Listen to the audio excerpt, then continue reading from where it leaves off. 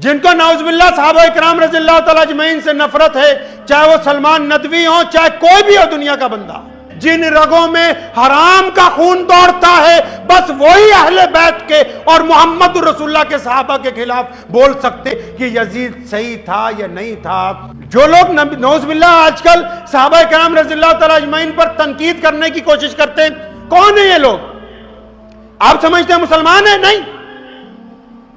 आप समझते हैं मुनाफिक है? नहीं। अरे ये मुनाफिकों से भी नीचे के दर्जे के मुर्तद हैं,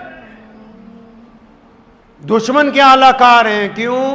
दुनिया में एक तरीका है कि जब आपका किसी पर बस नहीं चलता ना, जब आपका किसी पर बस नहीं चलता कि सामने वाले किसी बड़े आदमी की आप बुराई करना चाहें, आपका बस नहीं चलता, डर लगता है आपको, तो आप फिर उसको कुछ नहीं कहते, उसके दाएं बाएं दोस्तों की, रिश्तेदारों की, जानने वालों की बुराइयां करते हो। मकसद ये होता है कि इनको कमजोर करेंगे तो पूरी इमारत कमजोर हो जाएगी। जिनको नाउज़ुबिल्लाह सहाबा इकराम रज़ियल्लाहु तआला अजमईन से नफरत है, चाहे वो सलमान नदवी हो, चाहे कोई भी हो दुनिया का बंदा, उनको कहो कि एक बार अपने आप को मोहम्मद रसूलुल्लाह से अलग करके देखें। तुम्हारी औकात क्या है दुनिया में, तुम्हारी हैसियत क्या है, अभी तुम्हें पता लग जाएगा। तुम अपने आप को मोहम्मद रसूलुल्लाह से अलग करके देखो। तुम्हारी जो हैसियत है, तुम्हारी जो औकात है, मैं अक्सर मिल्लत फरोशों को, गद्दारों को, बेईमानों को भी ये बात कहा करता हूं कि तुम ये जो खुश हो रहे हो कि हमारी मिल्लत फरोशी की वजह से फलां बड़ा गैर मुस्लिम हमारे साथ है, फलां लोग हमारे साथ हैं, या फलां फिरका हमारे साथ हैं, वो मिल्लत फरोशो इसलिए तुम्हारे साथ हैं क्योंकि तुम अपने आप को मुसलमानों का हिस्सा बताते हो। जिस दिन तुम ये कहोगे कि हमारा दीन से कोई ताल्लुक नहीं है, तब तुम्हें तुम्हारी औकात पता लगेगी। तुम्हारी पूछ भी उस वक्त तक है जब तक तुम अपने आप को इस्लाम का हिस्सा बताते हो। अगर आप इस्लाम का हिस्सा नहीं होते तो आपको कोई ना कहता कि तुम किसके खिलाफ क्या बकवास करते हो। और याद रखो, ये बड़ी कीमती बात है, मेरे वालिद साहब रहमतुल्लाह अलैह से मैंने मुतअद्दिद मर्तबा सुना, सहाबा रज़ियल्लाहु तआला अन्हु की शान में भी, अहलुल्लाह की शान में भी, वली जो होते हैं अल्लाह के उनकी शान में भी, जो बंदा बेअदबी करता है,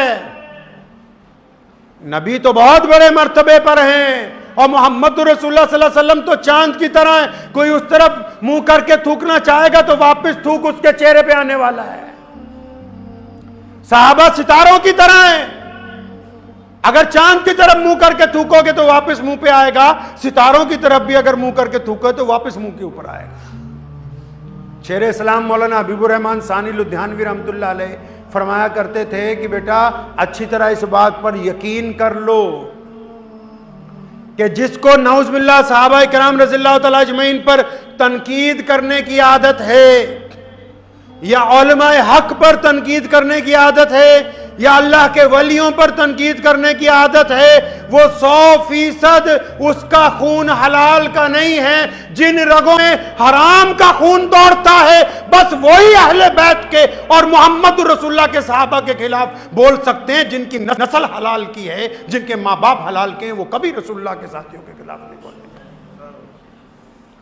अगर ये बात यकीन ना है मेरी इस बात पर, तो सलमान मियां तुम भी और जितने और बदबख्त हैं वो भी, आजकल तो सहूलत दस्तयाब हो गई है, अपना डीएनए टेस्ट करवा लो, 100% रग में हराम निकलोगे, क्योंकि जिन रगों में हराम का खून है वो मोहम्मद रसूलुल्लाह से बगावत की बात करते हैं। वरना जो दुश्मन भी होता है ना हमारा, हमारे सामने जो आके लड़ता है, हमारी मुखालफत में लड़ता है, वो कभी बदतमीजी की बात नहीं करता, वो ताकत के बल पर लड़ता है। और जो बदतमीजी और गलाजत की बात करते हैं, उनकी रगों के अंदर जायज खून ही नहीं है, इसलिए वो गंदी बात करते हैं।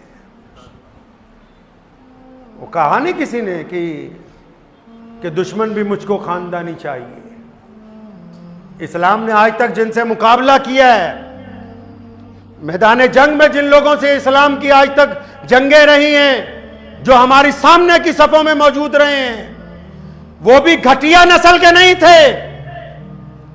उन्होंने गिरी हुई बातें नहीं की। कभी कभी तारीख उठाओ, मैं तारीफ नहीं कर रहा, अबू जहल की जब गर्दन उतारने लगे तो उसने कहा जरा नीचे से उतारना। साहबा ने पूछा क्यों? क्या जब तुम्हारे नबी के दरबार में गर्दनें रखी जाएं तो पता लगे किसी सरदार की गर्दनें ऊंची होनी चाहिए।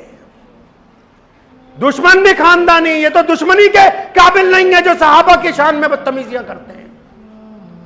मुनाफिकत के दर्जे से नीचे हैं, जहालत के दर्जे से नीचे। मुसलमानों याद रखो, ये दीन, ये जो इमारतें खड़ी हैं पूरी दुनिया में, चाहे वो देवबंदियों की हो, चाहे वो बरेलवियों की हो, चाहे वो शियों की हो, चाहे वो सुन्नियों की हो, चाहे वो अलग अलग बरादरियों की हो, अलग अलग रंग और नस्ल की हो, चाहे वो कायनात के किसी भी मुसलमान की मस्जिद हो, ये उस वक्त तक कायम है जब तक मोहम्मद रसूलुल्लाह के वफादारों की इज्जत कायम है, जब तक सहाबा इकराम की इज्जत कायम है। अगर कोई सहाबा पर उंगली उठाएगा तो उनका ईमान खत्म हो जाएगा, ईमान बचने वाला है नहीं।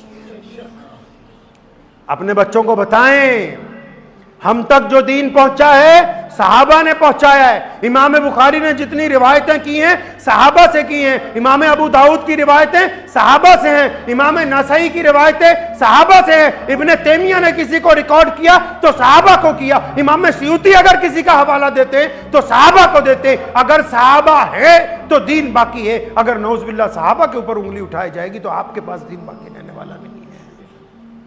इनकी मोहब्बत ईमान है, रखेंगे इंशाअल्लाह। मोहब्बत क्या होती है? मोहब्बत को अब आप सीधा जुबान में समझिए।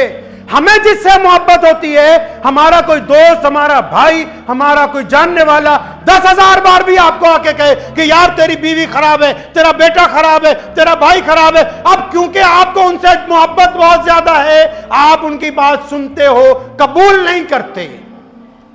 आप उनकी बात सुनते हो, जवाब देते हो।